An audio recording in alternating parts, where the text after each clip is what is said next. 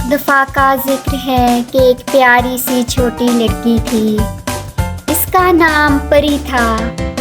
परी हर वक्त हंसी मजाक करती रहती थी। इसे सब कुछ अजीब और मज़ाहिया लगता था। एक दिन परी अपनी अम्मी के साथ बाज़ार गई। अम्मी ने परी के लिए एक नई चमकदार चप्पल खरीदी। परी बहुत खुश हुई क्योंकि चप्पल चमक रही थी जैसे सितारे।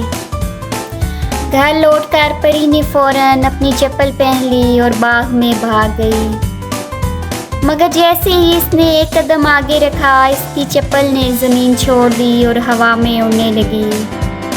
परी बहुत हैरान हुई और ज़ोर ज़ोर से हंसने लगी। अम्मी देखो मेरी चप्पल को, ये तो उड़ान भर रही है। परी की अम्मी ने जब देखा तो वो भी हैरान हो गई। ये तो जादू की चप्पल है, अम्मी ने हंसकर कहा। लेकिन अब तुम ध्यान से चलना, वरना चप्पल तुम्हें चांद पे भी ले जा सकती है। परी ने चप्पल पहनकर बाग में दौड़ लगाई।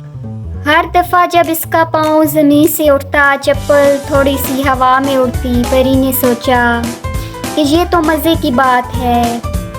मगर फिर एक दिन चप्पल ने सच में जादू कर दिया। परी जब दौड़ रही थी, चप्पल ने इसे हवा में उछाल दिया और वो दरख्त के ऊपर जा पहुंची।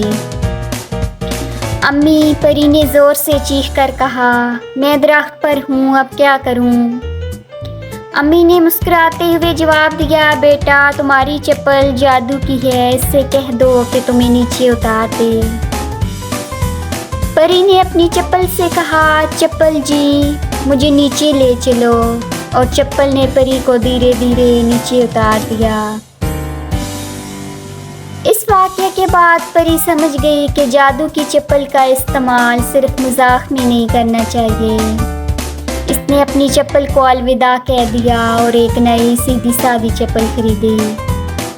मगर फिर भी कभी कभी जब परी अपनी नई चप्पल पहनकर बाग में भागती, इसे लगता कि शायद वो छोटी सी उड़ान भर रही है और वो ज़ोर ज़ोर से हंसने लगती। और इस तरह परी अपनी छोटी सी दुनिया में हमेशा खुश रहती थी।